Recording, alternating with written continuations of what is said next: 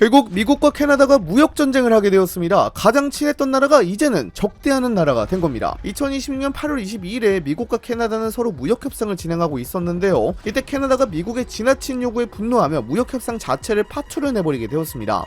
그렇다 보니 최종 결렬이 되었는데요. 일단 미국의 요구가 어떤지부터 좀 보도록 하죠. 현재 정확한 내용이 나오지는 않고 있지만요, 여러 언론 보도를 종합해보면 우선 미국은 캐나다의 무역권을 요구했습니다. 그러니까 캐나다가 다른 나라와 무역협정을 맺을 때 미국의 승인이 필요하다는 것을 요구를 했고요. 그리고 프랑스어 표기 중단과 케벡주 보호와 프랑스 문화에 대한 보조금 지급 중지 등 캐나다 프랑스어권에 대한 문화정책에 간섭을 하기도 했습니다. 또 핵심 광물 채굴 및 수출에 대한 공동관리를 하거나 아니면 미국이 완전히 통제해야 한다고 요구를 했습니다.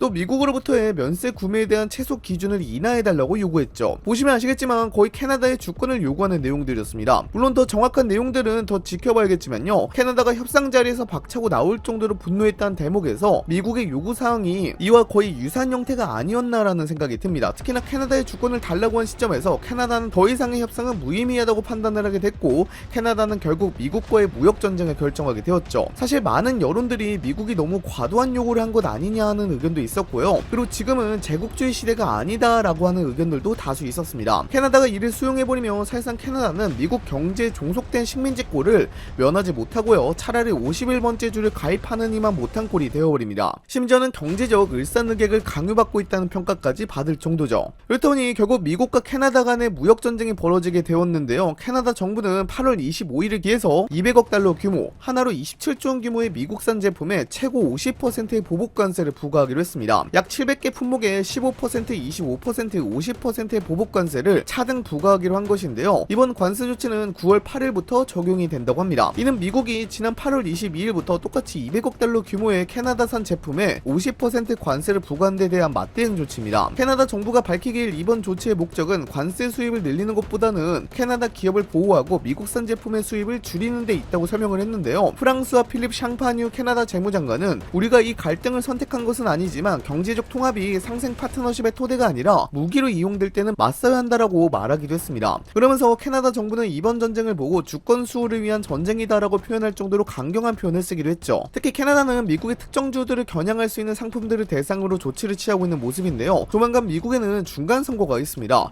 이때 트럼프 행정부를 최대한 공략하기 위해서 노력하는 모습을 보이고 있죠. 당장 위스콘신의 가공 치즈와 메인의 수산물, 켄터키주의 세탁기와 건조기 등을 노려서 트럼프 행정부를 공략하려고 하는 모습입니다. 특히나 메인주는 공화당이 특히 민감하게 반응하는 곳인데 실제로 재선을 노리고 있는 수전 콜린스 공화당 상원 의원은 캐나다가 이렇게 관세 정책을 해버리니까 트럼프 행정부의 캐나다산 제품 관세를 실수라고 비판하기도 했습니다. 특히 메인에서 생산된 블루베리나 감자, 랍스터, 목재가 캐나다에서 가공이 되고 다시 미국으로 들어오는 경우가 많은데 이 과정에서 캐나다가 이걸 관세를 매겨버리면 메인주는 극심한 타격을 받을 수밖에 없습니다. 또한 캐나다는 전력과 핵심 광물 수출 제한에 나설 가능성도 거론되고 있는데요. 더그포드 온타리오주 총리는 미국에 공급하는 전력과 핵심 광물 수출을 끊을 수 있다고 경고를 했습니다. 이렇게 되면 캐나다 접경 지역의 미국 도시들이 피해를 받을 수밖에 없죠. 하지만 이 무역전쟁 쉽게 끝나지는 않을 것 같습니다. 트럼프 대통령은 이미 2027년 1월부터 캐나다산 자동차와 부품에 50% 관세를 부과하겠다고 예고를 한 바 있습니다. 물론 백악관 입장도 한번 봐야 할 것 같습니다. 백악관은 캐나다는 수십 년간 미국을 착취해왔고 트럼프 대통령은 더 이상 이를 방치하지 않는다고 밝혔습니다. 백악관은 지난주 미국은 캐나다의 지구상 어느 나라보다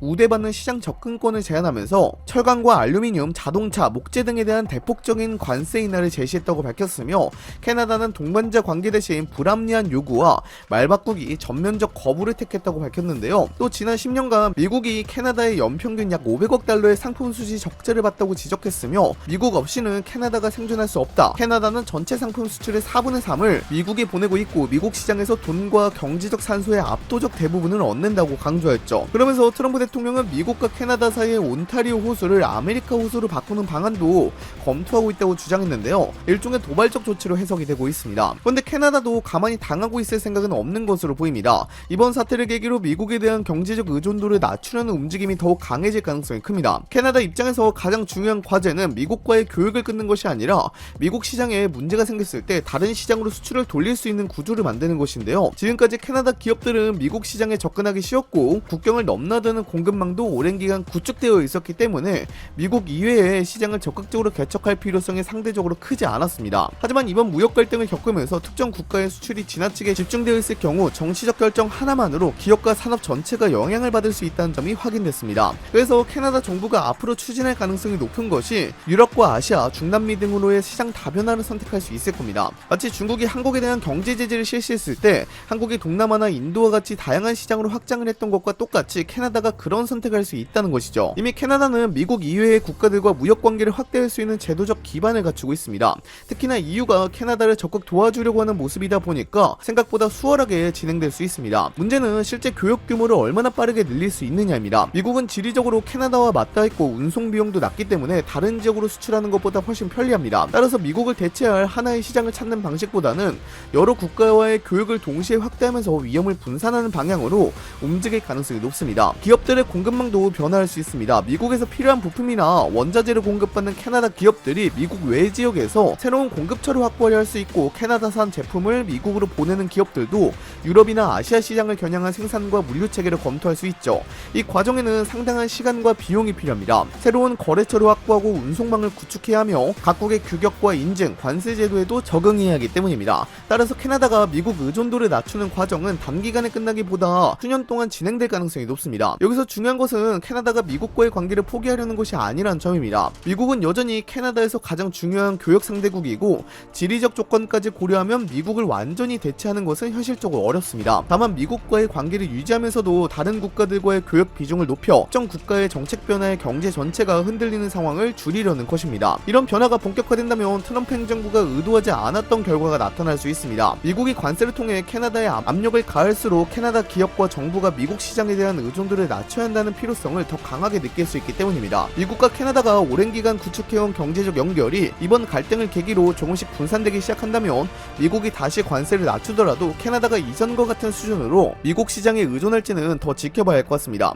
그리고 이 사건은 미국의 동맹국들이 다 같이 지켜보고 있는 상황인데요. 트럼프 행정부는 중국과 러시아에게는 한없이 스윗한 모습을 보여주지만 정작 미국을 따르는 동맹국들에게는 강경한 태도를 보이고 있습니다. 물론 일각에서는 동맹국들이 미국을 제대로 도와주기는 했냐고 말하는 분들이 종종 있긴 하지만요. 그렇다고 해서 경쟁국, 적대국과 협력을 한다는 것은 말에 어폐가 좀 있는 것 같습니다. 무엇보다 캐나다는 미국과 오랜 기간 협력해온 동맹국입니다. 미국이 참여한 전쟁은 웬만하면 다 참전을 했죠. 그런데 이런 국가 사이에서도 무역을 둘러싼 갈등이 안보와 외교 관계까지 흔들 수 있다는 사실이 이번 사태를 통해 드러났습니다. 그래서 앞으로 일부 국가들은 미국과의 안보 협력을 유지하면서도 경제적으로는 특정 국가에 대한 의존도를 낮추는 정책을 동시에 추진할 수 있습니다.